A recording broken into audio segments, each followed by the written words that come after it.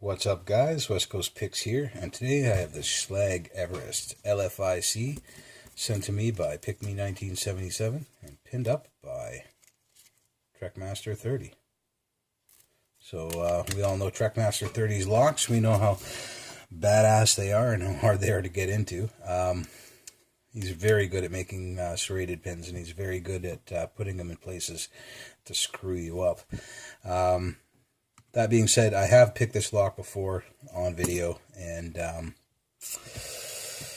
sad story about that is I lost it. But anyway, on to the picking. I'm going to be using a shotgun to actuate that Everest portion, the check pin in the bottom. And as you can see, I've got it chucked up in the vise already because it has to be in a certain way as to not put pressure on that IC portion of the back here. Because that will bind up the core if you have that in the vise. And I still have to be able to pick it, and you guys got to be able to see it. So it's I got my vise all articulated weird right now to make that possible. So that's why it's already in the vise.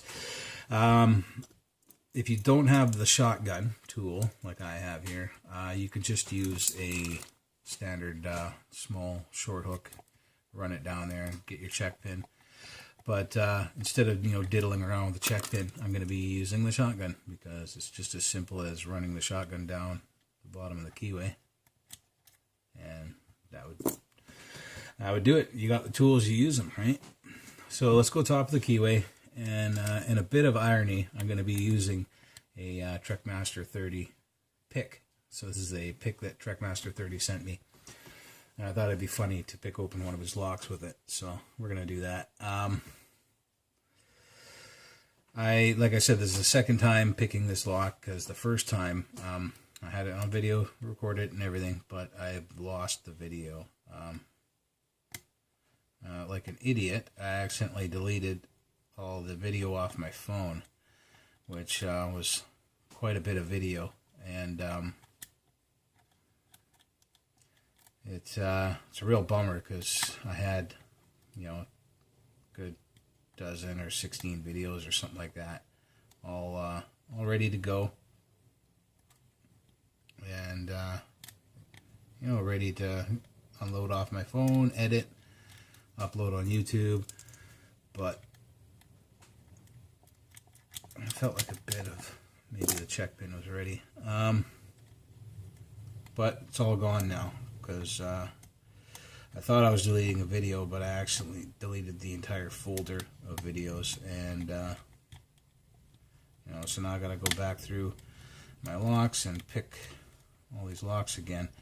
But that's not the bad part. That's actually a good part because it gives me something to do. It gives me locks to pick again. The bad part is I've sent some of those locks out on trades already, so I've lost the footage for the picks that I did. And I don't have the locks anymore to repick them. So, yeah, unfortunate, but that's the way it is. I'm going to have to see if I can get those back from the guys I sent them to. Maybe we can work out another trade and they can send them back to me. And, or, put them aside for the next time we work out a trade or something. But, there's no use of crying over spilt milk or deleted videos or whatever, but I still feel bad because it was a bonehead mood. It's so I use my phone to record these videos, and if you know anything about the Android gallery, the icon that they use for folders, the image that the folder is not just a picture of a folder, it's actually an image of the last video or picture that you had in that folder, the most current, and it was a video I had already uploaded, so I was trying to get room on my phone to get a game on there, and so I was going to delete some old files, and I deleted the entire folder instead of just the one video file, which it's not the right thing to do. so whatever. Is what it is. Live and learn. I'm going to not carry so many videos on my phone from now on. I'm going to unload it more often onto the editing machine. And you can tell by looking at my videos too. You go back, even just the last couple of challenge locks that I picked from those guys, and you could see my hand where the wire brush hit it. It's still all scarred up and scabby and stuff like that in those videos. That's how far back it goes. Like, I don't even have a scar anymore from it. Like, it's long since healed. So yeah, it just sucks. It really sucks. And it's a good couple hours worth of work there too that I lost. But I don't want to let it get me down. I'll just learn from my mistake and make sure it doesn't happen again. Hopefully.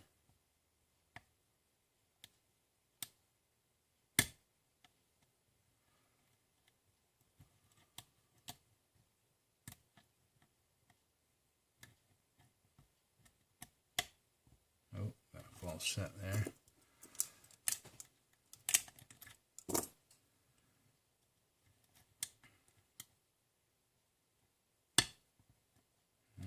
Good one there. Oh, another good one there.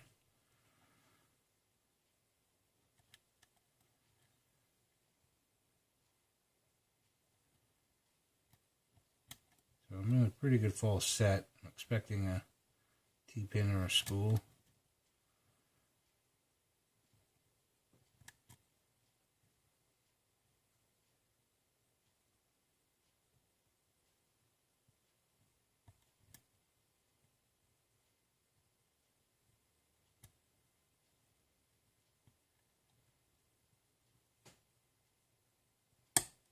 Oh, it's a T-pin on one. All right. So it's a tough lock. It took me about the same time the first time around. So that was over a week ago. That's probably 10 days ago or something like that. The first time I picked it. But anyway, we got it open. And just wanted to show you guys a cool little trick about these LFICs. Especially the ones with the rings on the back like this. So you've got it picked, but you didn't get control. But it's still in the housing or the padlock or whatever it's in. And you want to get it out. So all you have to do is spin it all the way around till the bottom of the plug lines up with the Bible. And then take a nice deep hook, something like that. Reach it all the way to the back, and you'll find this little depression in there. And there, once you found it, you can actuate it without having to pick it to control and pull it out of the lock. And what that is this little ring in the back here that actuates, come on, let's focus in here. This little ring in the back that actuates this IC portion here. When you flip it upside down, see that void there? That's so the key can actually go all the way to the back of the plug. That void there is where you would stick your pick in there. And you just lift up. You can feel where that ring is. And now you can move it. So that's how you get them out. And you know, it's pretty easy once you've actually got it picked. Let's move this thing. There we go. So yeah, it's actually easy once you've got it picked. You don't need control on these guys. You can just flip it over, throw a hook in there, pull it out. Bob's your uncle.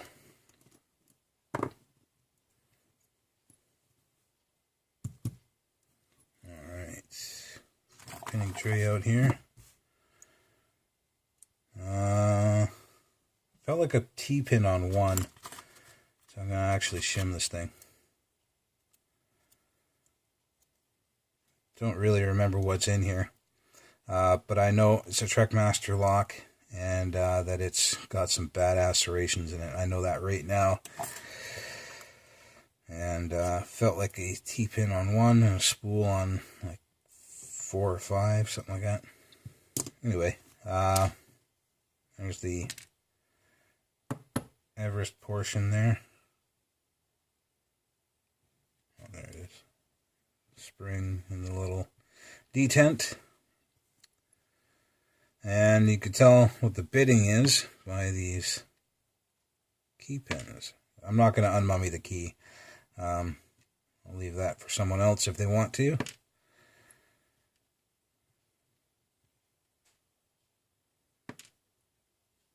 But you can tell by looking at these key pins what the bitting would look like.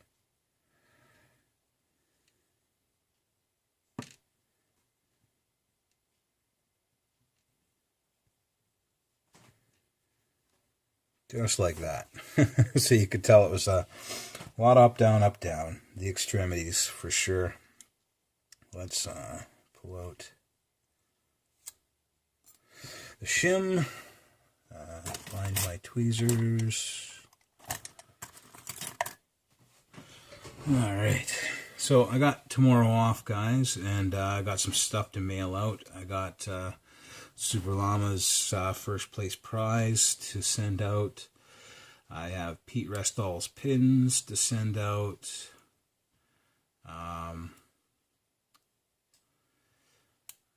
Probably try to send out another 1 or 2 of the stock locks packages. But also my pocket picks are ready. They're ready at the laser cutters now, so I'm gonna have to go see what they look like and how good they are and stuff. I'm gonna have to play around with them and torture test them and make sure they're good before I even think of asking money for them. Fired out the back of the lock. Of course, very nice serrated pin. So let's that ring out there. I'm going to get these springs out. You might as well. It's a decent lock. Like most Trekmaster locks, not easy, and the pins are artwork. They're just phenomenal. They look like they were made by machines. Like he is a robot. Just the accuracy and the spacing and the placement in the lock. He's just phenomenal. Trekmaster locks are always fun to pick, but not always easy. He does have a couple easy ones floating around out there. So do I. It's just the thing to do. They can't all be super hard, right? But they're always fun, and man, most of the time they're super challenging. So this is what Trekmaster put in this lock. We can see, let me grab my tweezers here. You can see there was a T-pin in one. It was a serrated T-pin. And a spool in 5. I thought it might have been 4, but it was 5. And these serrations, man, they are just, look at that. They look like, seriously, they look like they were made by a machine. They're so evenly spaced. They're so evenly, like deep. The depth of them is so even. It's, yeah. Very nice. And he knows where to put them in the lock, too, to really screw you up. So, also, take a look at the bitting. Pretty badass.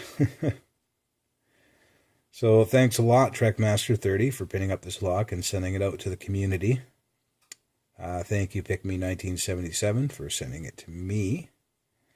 And thank you all for watching. I apologize again if I didn't get one of your challenge locks on video. I'll try to get them back, or if I still have them, I will re-record them. Don't accidentally delete videos, guys. It's not fun. All right. Later, guys.